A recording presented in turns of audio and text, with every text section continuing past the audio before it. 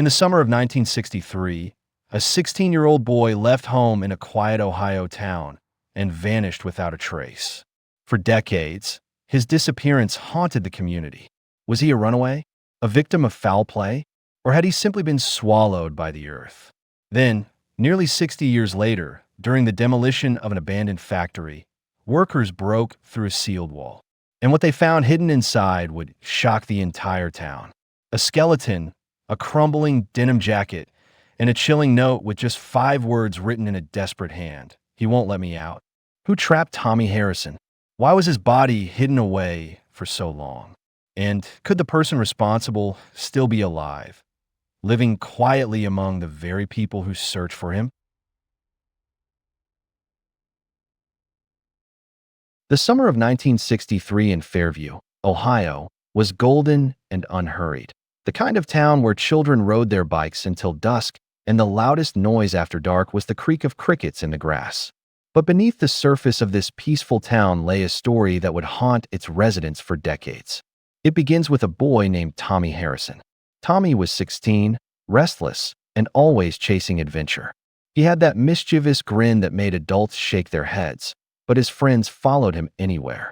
He loved exploring abandoned places, empty houses, old barns, and especially the looming shell of the Carver Textile Mill, a crumbling factory at the edge of town. On July 14, 1963, Tommy left his house on Maple Street, tossing a baseball glove onto his bed before calling out to his mother, "I'll be back before dinner." He never came back. At first, no one panicked. Teenagers ran away all the time, or so the police said. But days turned into weeks, and Fairview's easy rhythm began to crack. Search parties scoured the woods with lanterns. Volunteers waded waist-deep in the river. Others combed through the mill itself, shouting his name into the echoing dark. But the boy was gone. The only thing more chilling than the silence was what Tommy left behind. His neatly folded clothes in his dresser, the baseball glove on his nightstand, and his bike chained outside the house. It was as if the earth had swallowed him whole.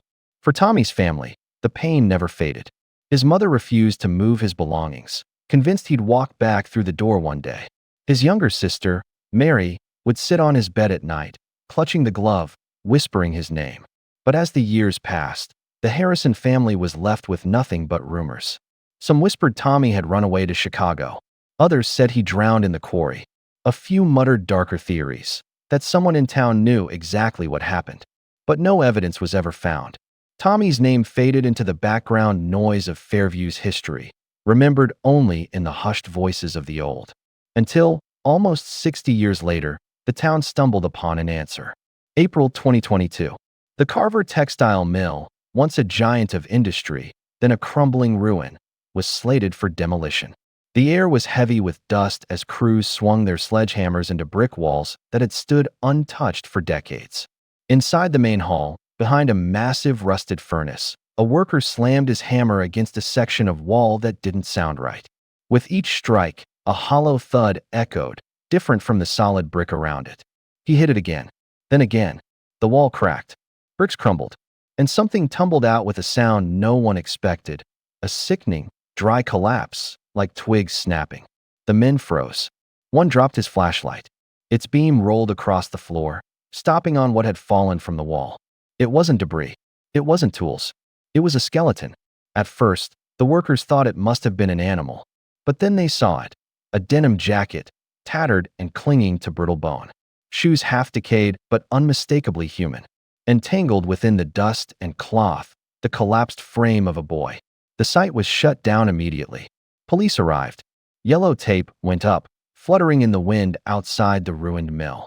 Investigators carefully collected the remains, piece by piece, laying them in bags as the crew whispered among themselves. One of the older workers broke down, muttering, "This is him. This has to be him." The name spread like wildfire. Tommy Harrison. At the county forensic lab, the skeleton was laid out on a cold steel table under bright lights. Dr. Linda Cortez, the medical examiner, examined the bones with quiet precision. There was no doubt. The height matched. Dental records, still kept in dusty files, confirmed it. Even the denim jacket matched photographs from 1963. After 60 years, the mystery boy of Fairview had been found. But then came the darker questions. This wasn't just a body hidden by time. The bones told a story. Tommy's jaw had been fractured. Several ribs were broken, not from collapse, but from blunt force. His right wrist still bore the remains of rope, fibers hardened into the bone after decades of pressure. This wasn't an accident. And then there was the note. Tucked into the inner pocket of his denim jacket, folded and water-stained, was a scrap of notebook paper. The ink was faded, but under careful light the words came through, "He won't let me out." The note struck Fairview like lightning. If Tommy had written it himself, it meant he'd been trapped, alive, terrified, and pleading. But who was he, and why had no one found him in the mill after all those years? Detectives reopened the case. They pored over old police files, witness statements, and rumors from the summer of 1963. A pattern began to form. Tommy was last seen with a group of older boys, hanging around the Carver mill. They were known for causing trouble, starting fights, and testing each other with dangerous dares. One name appeared again and again in the records: Richard "Rick" Mallory. Mallory was 19 at the time, older, stronger, and notorious in Fairview for his violent temper. But after Tommy's disappearance, Mallory left town suddenly, moving west. He never returned. Detectives traced him through records.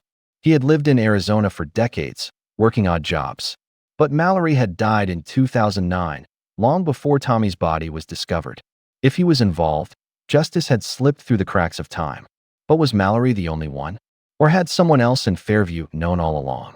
That night, Tommy's sister Mary, now 73 years old, sat in her small living room as detectives delivered the news.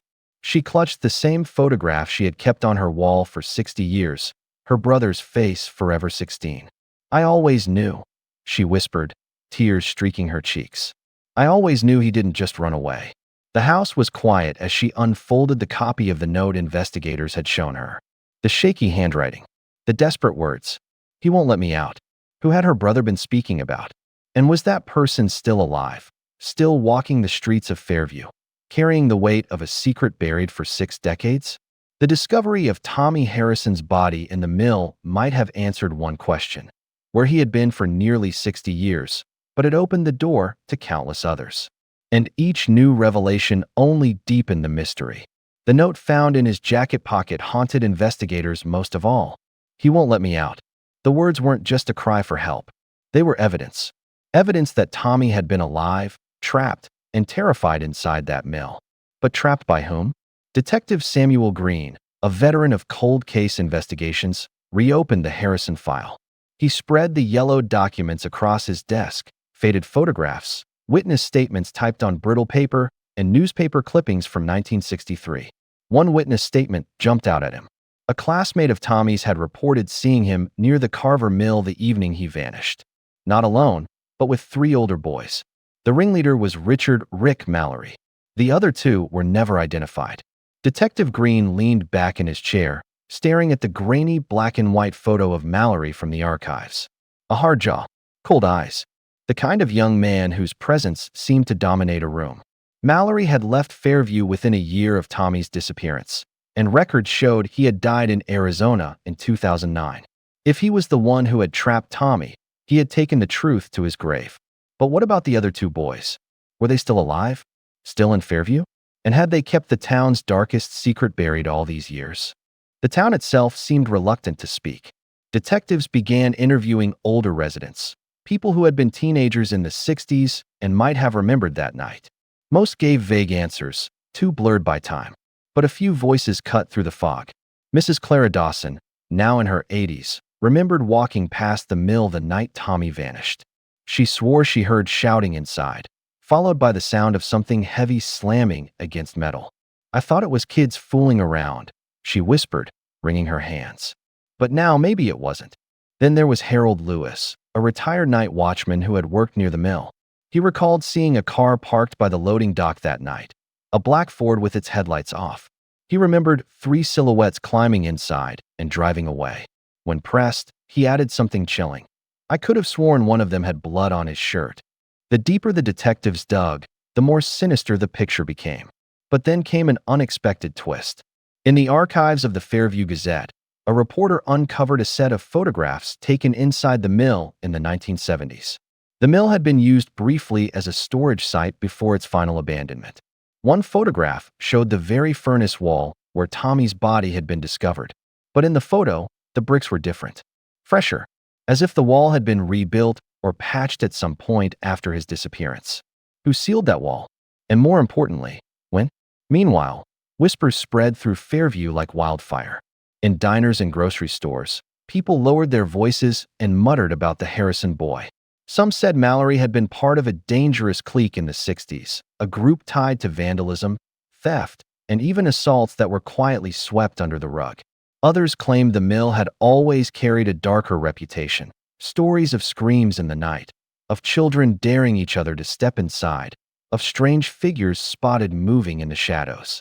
For Mary Harrison, Tommy's sister, each new rumor was like reopening a wound. She had lived with uncertainty for 60 years, but knowing her brother had been imprisoned, beaten, and left to die was almost unbearable. And yet, part of her needed answers.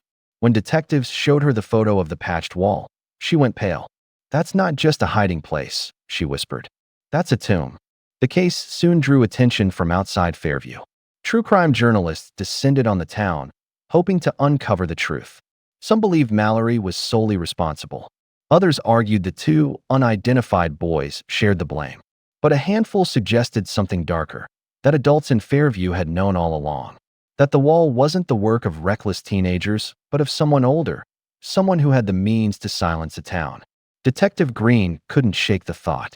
He reviewed the original investigation, noting how quickly police had dismissed Tommy's disappearance as a runaway.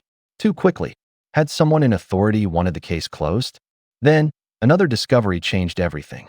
While combing through evidence collected from the mill, technicians uncovered something overlooked in the rubble behind the wall. A small, rusted object. At first glance, it looked like nothing more than scrap metal. But under careful cleaning, it revealed itself. A padlock, corroded with age, its shackles still locked shut.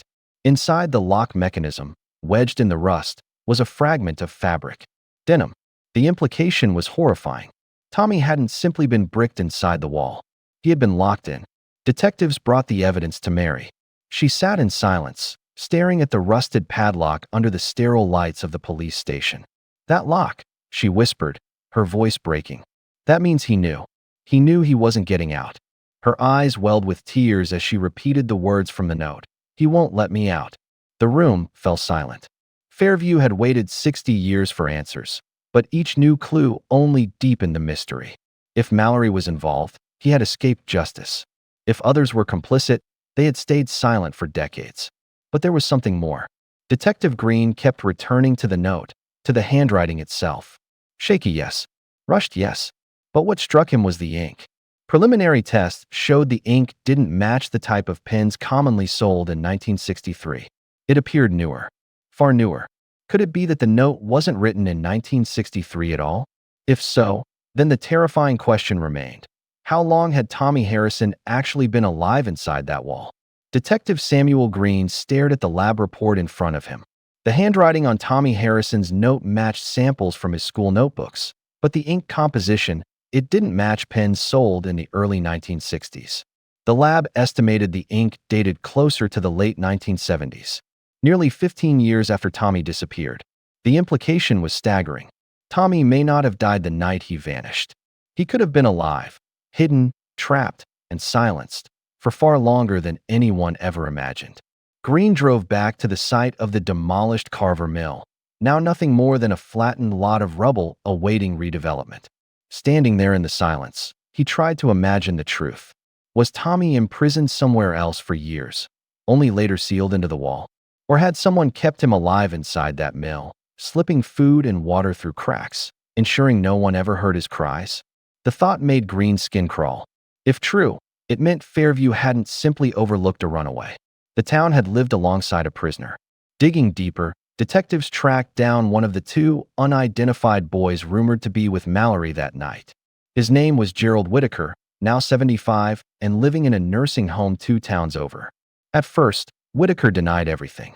His memory was foggy, he claimed. Too much time had passed. But as detectives pressed, his facade began to crack. Finally, in a trembling voice, Whitaker admitted he had been there. He, Mallory and another boy had cornered Tommy in the mill after an argument. They roughed him up, shoved him around. But then, Whitaker said, Mallory's temper snapped. Rick wanted to scare him, lock him up for the night. But it went too far. Whitaker insisted he left before anything worse happened. I thought they'd let him out in the morning, he whispered, eyes wide with shame. I swear I thought they'd let him out. When Green asked who the third boy was, Whitaker shook his head. I can't say. I just can't. Then, almost in a whisper, he's still here. The words sent a shiver through the investigation. If Whitaker was telling the truth, then one of the men responsible for Tommy's fate was still alive, still living in Fairview. Detectives began quietly cross-referencing old class rosters, narrowing down the names. One in particular stood out, Douglas Price. He had lived in Fairview his entire life, a respected businessman, even serving on the town council years earlier.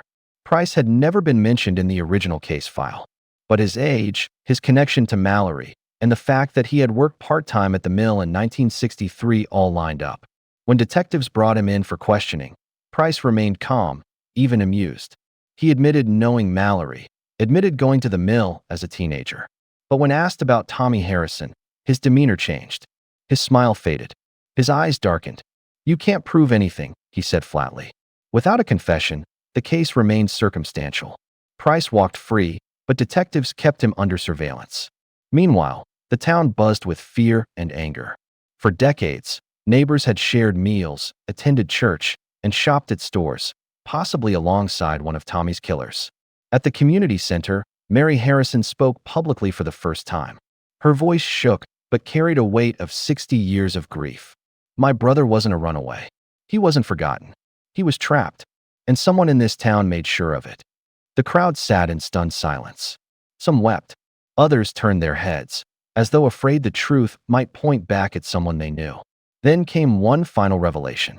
Weeks later, a construction worker digging through remaining debris at the mill uncovered something small, almost overlooked, a rusted tin box wedged behind a support beam. Inside were several scraps of paper, yellowed with age. Notes, each written in Tommy's handwriting. Some were please let me out. Others were haunting. I can hear them outside, but they won't answer me. The final note read, he says no one will ever find me. The box had been sealed shut, hidden deliberately. Someone had wanted those notes buried forever. Detective Green released the findings to the Harrison family. Mary wept over the papers, her hands trembling as she traced her brother's words. It confirmed the unthinkable. Tommy had been alive long enough to write multiple notes. The discovery reignited outrage in Fairview. How many had known? How many had stayed silent? The police could not charge Mallory, long dead. Whitaker was frail, claiming he left before the wall was sealed. And Douglas Price, the man most suspected of holding the darkest secret, walked the streets, denying everything. No jury would convict on what little evidence remained. Justice, it seemed, had come too late. In October 2022, a funeral was held for Tommy Harrison. For the first time in 60 years, his family laid him to rest in Fairview Cemetery. The coffin lowered into the ground was small, a simple box for the bones of a boy who never grew old. The headstone bore just his name and the words, "Finally home." As the last handfuls of earth were thrown onto the grave, Mary whispered through her tears, "You're free now, Tommy." But freedom came with shadows. In the weeks that followed, townsfolk reported strange things near the site of the demolished mill. At night, some claimed to hear faint knocking sounds, like fists striking from behind a wall. Others swore they heard a boy's voice echoing in the dark, "Let me out." Whether imagination, guilt, or something else, the town of Fairview could not shake the sound. Because the truth of Tommy Harrison's fate had finally surfaced, but the question of who, exactly, sealed him away remained unanswered. And perhaps it always would.